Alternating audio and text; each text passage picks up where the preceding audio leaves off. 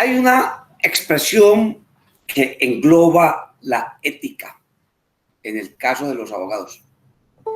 Es la jurisprudencia. Y sí, ser prudente. ¿Qué es eso de la prudencia, la virtud de la prudencia? La trabajó y nos la trae Aristóteles en su Ética Nicómaco. Y Aristóteles siempre tiene, y lo conoce uno por esa expresión del justo medio: váyase por el camino de la mitad. Y los abuelos decían un dicho que ni tanto que queme al santo, ni tan lejos que no lo alumbre, ¿cierto? Váyase por el camino de la mitad. No se ponga pues tampoco con extremismos, creo que decían. Y la prudencia que hace verdaderos sabios. Dice por allá un verso de una novena, creo que es de la novena de Navidad: la prudencia que hace verdaderos sabios. Claro, y no solo sabios, sino gente más amable, más llevadera, más cercana al sentido humano. El hombre prudente no se desborda. Y en el caso del abogado prudente, independientemente de su actividad, sea ora como legislador, ora como litigante, ora como juez, ora como hombre de consultor, como consejero, conoce lo que debe hacer y también lo que no debe hacer. Conoce el camino que debe tomar, pero también los caminos que debe evitar. Quizá ustedes han conocido algunas situaciones de algunas sentencias contra abogados, y quizá las del Consejo Superior de la Judicatura, y son bastante rígidas, porque se le exige al abogado precisamente esa prudencia. ¿Cómo que el Estado gastó un dinero, gastó un tiempo, la sociedad gastó un acumulado de conocimiento, lo puso en el corazón, en la cabeza, en la conciencia de un estudiante, se hizo abogado y ahora viene a decir que no, que es que él no sabía? No, que es que, doctor, perdón, pero fue que se me pasó. Pues tenemos la oportunidad a todos de ver un abogado, creo que es de apellido Cadena, creo que, y se puede nombrar, porque no es propaganda política ni nada, pero cualquiera que sea. El abogado era como que abogado de un expresidente, creo que era de aquí de Colombia, o será de otro país, pues puede ser, porque las noticias también son mundiales. Y enfrentado con la contraparte, que era el fiscal de una manera muy señorial le inquiría: ¿cómo es que se le ocurre a usted, señor? Pues les voy a contar que lo podemos decir aquí casi como inquiriéndolo como a un niño, como un regaño de niño. No sé si alguno de ustedes vio, pero quisiera que me hicieran algún comentario al respecto. ¿Por qué? Porque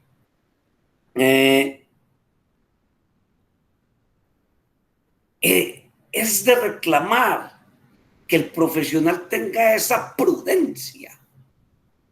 Porque es que, señores, el conocimiento que se le otorga, que a nosotros nos dieron, no fue el conocimiento de un profesor, ni menos el conocimiento de una universidad. Ninguno de los tiene. Es un conocimiento social. Todo lo que hay en cada libro es un saber que le pertenece a la humanidad. Es un bien cultural social.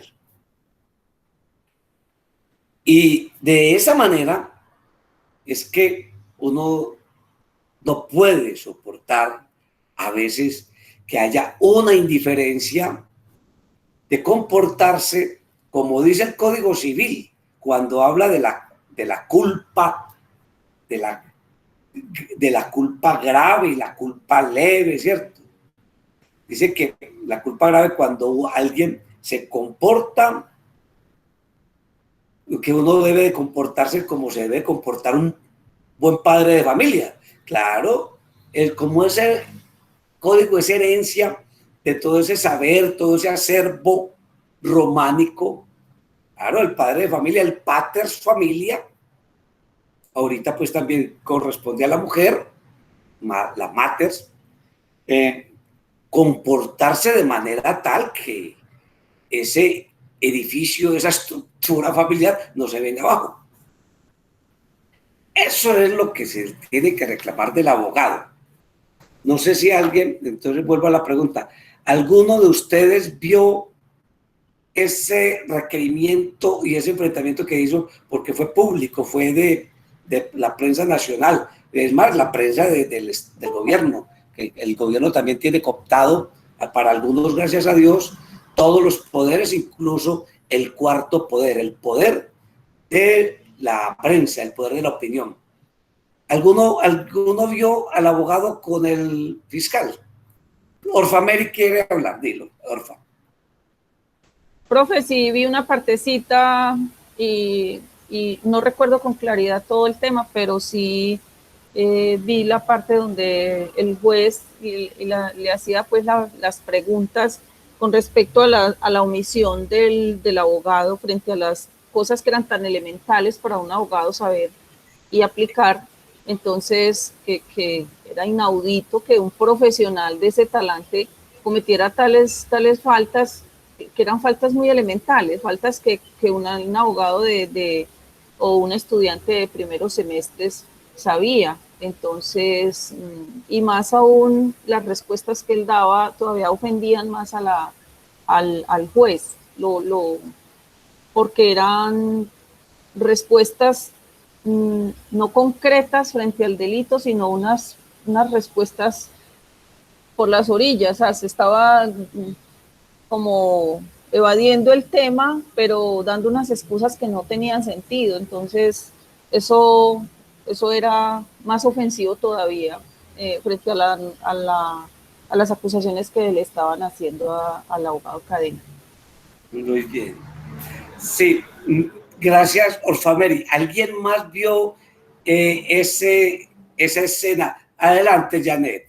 ¿Qué pasa, profe? Lo que pasa es que lo que es más indignante para el juez, y como le decía este abogado que se supone, abro comillas, es un abogado tan prestigioso y defensor de personas con un nivel adquisitivo tan alto, tanto académico como adquisitivo tan alto, no se puede pasar por alto lo que se supone Cadena dejó pasar por alto.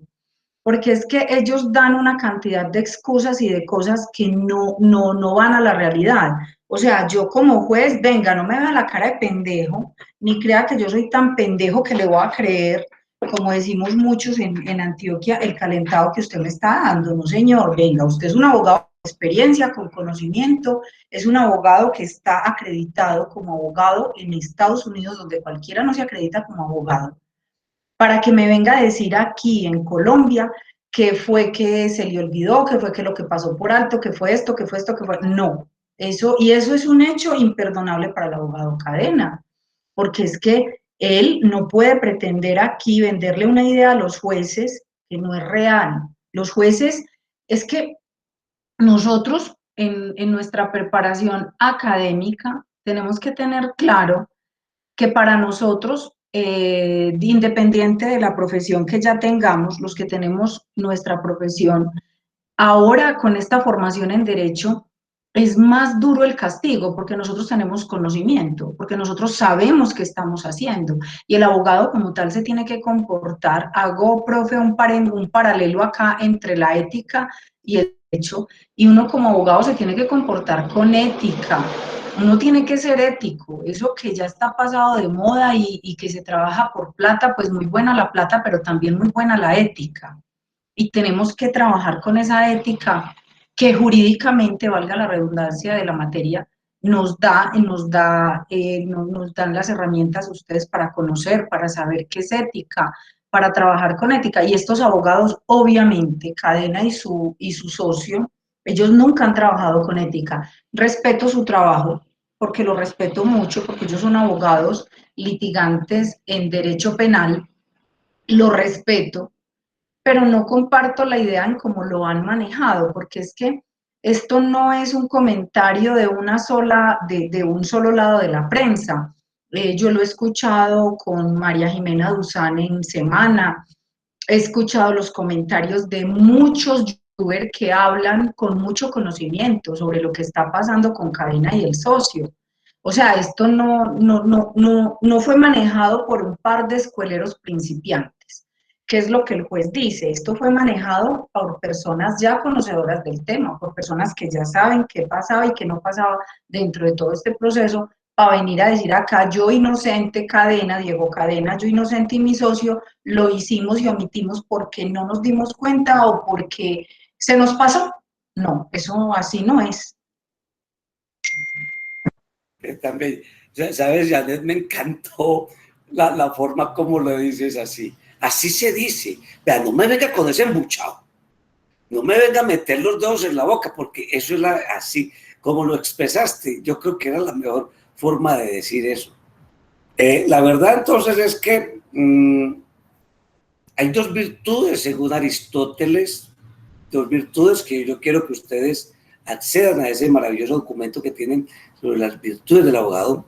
Ser virtuoso es un anhelo social, es un anhelo personal, y resulta que el relativismo moral precisamente es el que ha dado al traste con lo de las virtudes. No, eso de las virtudes, eso es pa' curas. Virtudes, moral, ética. No, yo no vengo a hablar de ética, yo vengo a hablar de negocios. Pues resulta que hay un asunto de que sí, muy importante, es que hay dos virtudes, dice Aristóteles. Una es la intelectual, ¿cierto? Y otra es la moral, es decir, la ética, el asunto ético. Esas, las virtudes intelectuales, pues derivan de la enseñanza. Todos sabemos qué tan bueno, personas inteligentes. Sobre esto hemos insistido nosotros en este curso. Muy bueno saber, muy bueno tener el gran bagaje en la cabeza, saberse hasta todas las leyes, porque como hay muchos. Pero el abogado virtuoso es otra cosa. Tiene el hábito de sopesar sus acciones. Tiene el buen hábito de ponerse en el lugar del otro. Tiene el buen hábito de mirar valores sociales inherentes a la sociedad, inherentes y viejos en los tiempos, valores que le permitan decir, soy prudente. Estas cosas, de verdad, hay que estudiarlas desde la razón y hasta desde el corazón, creo yo. Uno, la razón. Cuando uno lee a un gran hombre como Aristóteles y todos los tratadistas, hombre, Norberto Bobbio, leíamos a el decálogo del abogado de Ángel Osorio, el maestro Couture, el maestro uruguayo, también tiene otro decálogo. Y estos son elaboraciones intelectuales que bien valen la pena tener en cuenta y son fruto de muchas experiencias, son acumulados experienciales. Eso no es traído de los cabellos, ni es una moda, no. ¿Y por qué es importante esto de tener la prudencia y la ética del abogado y en cualquier profesión? Por ejemplo, con el caso de Janet, que es contadora. Si usted como contador... Profe, yo no soy contadora, yo soy administradora. Administradora, bueno. Sí, lo que pasa es que yo soy especializada en recursos humanos. Bueno, pensé que era, bueno, un contador o cualquier otro profesional que no tenga esa prudencia que le dé estatura al ejercicio de su profesión, va a ocurrir algo que nadie va a querer, es perder legitimidad. Y perder legitimidad quiere decir perder credibilidad en su hacer. Como los abogados por doquier, todo el mundo le dice a usted, Mabel, Adelante, Janet. Vea, profe, eso de la ética y de la prudencia es tan importante que muchas personas no se alcanzan a imaginar la cantidad de información que nosotros manejamos de los trabajadores. Yo, en lo personal, tengo acceso a las historias clínicas, no porque quiera, y yo no me voy a sentar a leer nada que no tenga que leer, porque eso lo tengo clarísimo y lo tengo claro hace muchísimos años, pero sí me toca en algunas ocasiones revisar algunos historiales, porque tengo que hacer con los trabajadores y con las empresas muchas labores, o tengo que responder tutelas, o tengo que, un trabajador se va a pensionar, o hay uno con una enfermedad catastrófica, no por riesgos laborales, sino por enfermedad general, o que muchas veces me ha tocado hacerle seguimiento a unos casos de portadores de VIH positivo. Entonces, con ese asunto, nosotros tenemos que ser exageradamente éticos y prudentes. Y no podemos, por ética profesional, dejar que esa información se filtre. Por ejemplo, les comento un caso muy puntual. Había una empresa a la que yo le prestaba servicios, una empresa muy grande, y tenían la práctica, dizque que por control, por no sé qué cosa, de voluntariamente que las personas, los trabajadores operarios, voluntariamente se hicieran la prueba del VIH y les hacían la ELISA de una vez. Yo siempre estuve en una inconformidad permanente con esa famosa voluntariedad. ¿Por qué? Porque es que la gente, primero, no lo hace porque lo quieren hacer voluntariamente. Y segundo, sé que a mucha gente, cuando le daba positivo, esperaban, le hacían un proceso y al tiempo lo iban sacando de la empresa. Entonces, uno con eso tiene que ser, en estos cargos, tiene que ser muy, muy, muy ético, porque yo soy la que conozco las historias clínicas de todos, al derecho y al revés. Y hay que ser muy éticos, profe, cualquier labor que se tenga, en la que sea, profe, en la profesión que sea. Increíblemente la gente pensará que en lo que yo hago no, y sí, se tiene que tener una prudencia enorme. Sí, es más, es una dentro de los estatutos del contador, y bueno, y creo que en el estatuto de los abogados también está, hay que revisarlo, está el deber de la confidencialidad. Ese es un gran valor, ser confidente, porque la información podrá ser utilizada de manera malsana por otros, y entonces si el otro pierde la confianza en usted, si el otro pierde la confianza en la profesión, porque no hay confidencialidad, entonces se vuelve eso en un proceso de cascada, y resulta que la sociedad toda,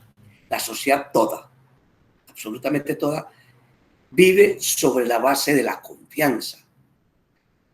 ¿Por qué existe el Estado? El Estado existe como una fuerza que está más allá de mí. Yo le entregué parte de mi autonomía, ustedes vieron eso en primero. Le entregué parte de mi autonomía, de mi ser, a una persona jurídica, a un ente que es complejo, casi etéreo, que se llama el Estado. Y yo le dije, vea, yo antiguamente yo me cuidaba yo solo. Es más, el que me hiciera algo, yo lo mataba, si era capaz, ¿cierto? Yo lo buscaba y le daba su merecido. Pero como ahorita está usted, señor Estado, entonces yo ya no quiero hacer eso, asuma usted eso. Y el Estado le dice, listo, yo lo voy a proteger, pero entonces usted también necesita que yo viva de algo. Y los impuestos, le pagan impuestos. Y como yo necesito personas especializadas, expertas en administrar tantas cosas, entonces yo voy a tener un cuerpo de burócratas, la burocracia. Es decir, personas especializadas en sostener todo eso. Si se pierde la confianza de lo que yo le he entregado al Estado, yo le he entregado mi autonomía, mi pedazo de libertad para ser libre. Oigan, pues, la contradicción. Yo dejo de ser libre porque soy un súbdito del Estado. Ninguno de ustedes es libre. Ni Samara, ni Samira, ni Orfa, ninguno somos libres, porque entregamos parte de nuestra libertad al Estado. Por eso le pedimos al Estado, señor Estado, ya que yo le he entregado parte de mi libertad, mantenga los límites conmigo, porque yo todavía conservo pedazos. No se la entregué toda porque yo no soy una cosa suya, no. Sigo siendo un ser, pero yo estoy en manos suyas. Por eso la confianza es de que yo tenga un Estado que me proteja, que yo salga, que la policía me cuide, no que me vaya a matar. Que la policía me cuide de los ladrones, no que salga la policía por la noche a cuidar a los ladrones que se están robando los cables y como que parece que la policía los cuida porque nunca pasa nada. Eso espero yo, que usted me garantice que yo salga en mi carro y no me vaya a un hueco, porque usted es el Estado. Entonces, miren que es un asunto ético. El Estado tiene que estar fundado sobre la ética. Y la ética es precisamente esa prudencia que tiene el otro para que podamos vivir en completa armonía. Antiguamente, bueno, cuando estábamos en las épocas imperiales, había un hombre, hasta decir Luis XV que el Estado soy yo. Sí, lo encarnaba. Y la gente, los zares rusos, por ejemplo, tenían un poder a tal extremo y la gente en su ignorancia consideraban que ese poder venía de Dios. Ellos eran los representantes de Dios acá en la tierra y ejercían el poder. En ese sentido, ¿necesitaba tener prudencia ese señor? No, porque como viene de Dios, hasta Dios hace lo que quiera, es imprudente. Por fortuna, la inteligencia de la gente ha logrado unos niveles de exigencia y dice, no, usted es un hombre también. Y cuando el Estado se forma, es una de las grandes conquistas de la humanidad, vivir en un Estado. Tal vez los que vieron una película que se llama El Señor de las Moscas pudieron ver cómo funciona el Estado. Eso es una alegoría al Estado, al poder. Cuando no existe el Estado, hay un estado de anomia. Todo el mundo hace lo que quiere. En cambio, cuando está el Estado, entregamos a esa cabeza nuestra partecita de libertad. Si dejamos que se resquebraje la confianza, no hay nada. Parece un matrimonio. Cuando en un matrimonio el uno le pierde la confianza al otro, adiós, Elena. Válganme, muchachos, la alegoría, la comparación, el símil. Puede que no sea del todo muy cierto, pero para buscar una cercanía y entender el asunto. Parece un matrimonio. Cuando se pierde la confianza en él, chao. Sucede en Colombia. Muy pocos ciudadanos confían en el Estado. Hacen encuestas y muy pocos ciudadanos confían en su policía y en su ejército. Hacen encuestas y muy pocos ciudadanos confían en sus presidentes, sus funcionarios, sus alcaldes. Siguen haciendo encuestas y muy pocos funcionarios confían en sus senadores y representantes. Se pierde la confianza. Entonces el Estado mismo está en cuestión, se pone en cuestión. Bueno.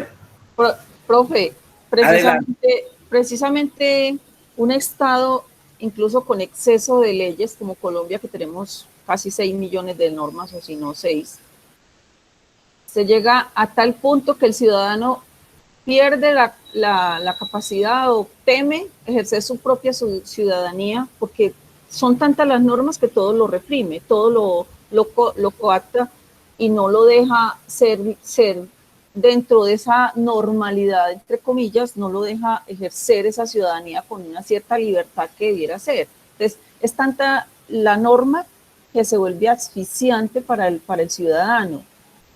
Cuando hay tanta norma en un Estado, de hecho, es algo no anda bien, algo no anda bien en el Estado. Por ejemplo, yo ayer veía con indignación, con disgusto, que nieguen que aprueben la marihuana para recreación adulta. A mí me parece eso tan supremamente desastroso en una sociedad donde todas las formas de violencia y todas las formas de delincuencia están a la orden del día. Entonces coja ese producto, legalícelo, controle el consumo, controle la venta, recoja las regalías, invierta en lo social, o sea, una cantidad de cosas que se puede hacer. ¿Que es que todos se van a volver marihuaneros? No. ¿Que es que si aprueban el aborto todas las mujeres van a abortar? No. Que es una contradicción, porque entonces yo sé que el licor es agradable de pronto en una reunión. Yo decido si quiero tomar o no quiero tomar. El cigarrillo es malo para mi salud. Yo tengo una autonomía para decidir si fumo o no fumo. Lo mismo va a pasar con las drogas. Pero para eso se necesita una voluntad política y un lenguaje, inclusive un lenguaje que nos haga analizar las situaciones y que nos deje de hacer ver todo como normal, porque es que a eso nos han llevado precisamente ese cuarto poder que son los medios. Un maquillaje del lenguaje donde todo es normal, muchas masacres, eso es normal. Los indígenas vienen haciendo protesta, no hay que recibirlos, pero otro viene del exterior y viene, hay que recibirlo y hay que cerrar los aeropuertos por X o Y razón. No, aquí los abrimos y no les hacemos pruebas porque no pasa nada, pero a los de adentro sí nos ponen y nos encierran. O sea, unas contradicciones del mismo lenguaje y todo lo asumimos como normal. Y en eso precisamente estamos, y todo eso encierra esa falta de ética frente al Estado, frente a las instituciones, frente a la sociedad, frente a mi vecino, frente a los familiares. O sea, se vuelve una cadena de violación de la ética que se vuelve vulgar, se vuelve hipermisiva además. Todo es normal, y si no es normal, por lo menos lo aceptamos porque es que así pasa en este país. Entonces eso nos ha hecho como los dormidos de Latinoamérica, si se quiere decir. Yo estoy haciendo por ahí un curso de ética y política y democracia en Latinoamérica y hablan de esos temas y uno dice, caramba, es que en Colombia nos falta todo por hacer. Definitivamente decimos que somos muy tesos en muchas cosas, pero nos falta todo por hacer desde nuestro mismo núcleo social.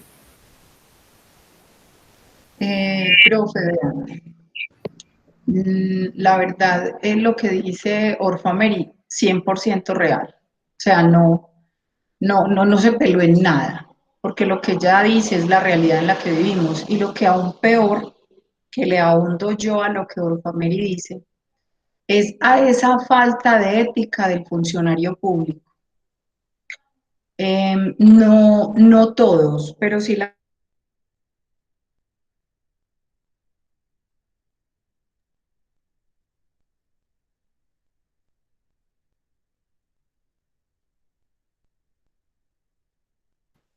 Se le fue el audio.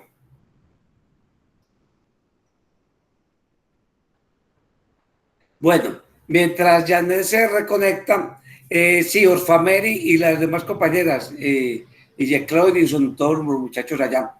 De verdad, sí, llegamos a veces a un relativismo donde todo parece normal porque no hay procesos de racionalidad. No se someten los asuntos a un escrutinio de racionalidad. Entonces todo pasa. Es lo que le pasa al bobo, al ignorante, al estúpido, la estulticia. Se llama eso estulticia. Uno le llama estulticia para no decirle al otro estúpido. Entonces, la estulticia sí es esa falta de sindéresis. Y es un asunto social porque eso es pegajoso y viene, hombre, de los medios de comunicación, los medios académicos, los medios religiosos, donde se le exige poco a las personas para que disciernan. Lo mejor es que no disciernan. Entonces se llega a estados de estulticia. Y de ahí que se vuelva todo tan relativo. Y verdad, Orfameri, yo estoy de acuerdo contigo. Llegamos a un estado de anestesia política, es decir, un politicismo donde todo pasa y como que nada se nos queda en la mente para que hagamos el discernimiento. Discernir es lo mínimo que puede hacer una persona, es decir, someter las cosas al escrutinio de su razón. Pero nosotros creo que venimos de estamos en una sociedad, la nuestra, donde nos dan muy pocos elementos para ese discernimiento. Precisamente el texto que ustedes tienen ahí, basado en la prudencia del abogado, en las virtudes del abogado y esos llamados que hace el viejo Aristóteles, es en ese sentido. Bueno, es que y era lo que el alegato de Sócrates. Hombre, muchachos, ¿para qué les dieron cabeza? Piensen, disciernan. Por eso mataron a Aristóteles, por decirle a la gente, piensen, hombre, piensen. Era todo el alegato de Aristóteles. No sé, ¿cómo, Orfa? Y por eso siguen matando todos los que piensen o opinan o dan su punto de vista para que de pronto se haga un análisis frente a determinado tema. Entonces es que esto es izquierda, esto es derecha, esto es allí, esto es allá. No, eso es simplemente son lógicas, es sentido común frente a las situaciones. Aquí ya tenemos que, yo creo que empezar a dejar esos términos de izquierdas y derechas que finalmente no ha sido, ni eso ha sido, porque no ha sido, aquí ha sido un salpicón del lenguaje, un salpicón de todo, pero el que diga lo que realmente poner a pensar a una sociedad, entonces es que este es polarizante, no, este es simple sentido común frente a las situaciones. Ustedes van a ver en ese documento cómo el autor explica que, y desde Aristóteles, pues, y San Agustín, que ahí lo nombramos también, la prudencia no es innata. La prudencia no es innata. Nadie sale prudente, ¿cierto? Nadie nace con todo el discernimiento. Estos son hábitos, y eso es muy aristotélico, hábitos. Son hábitos que el profesional se tiene que formar. Y el llamado es precisamente a eso, a que el abogado, hombre, esté abierto a la enseñanza de los principios de manera tal que se vaya armando de los mejores para tomar las mejores decisiones también, ¿cierto? En efecto, en nuestra sociedad lo que muestra es eso, un desprecio por la inteligencia y un desprecio por el razonamiento, unos medios de comunicación que acá alguien lo ha dicho, que magnifican y le dan una importancia suprema a un hueco en uno de los municipios aledaños a Bogotá.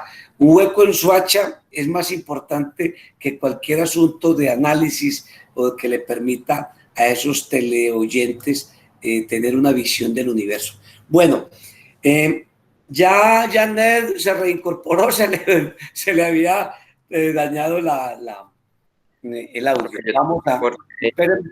Vamos a tumbar acá.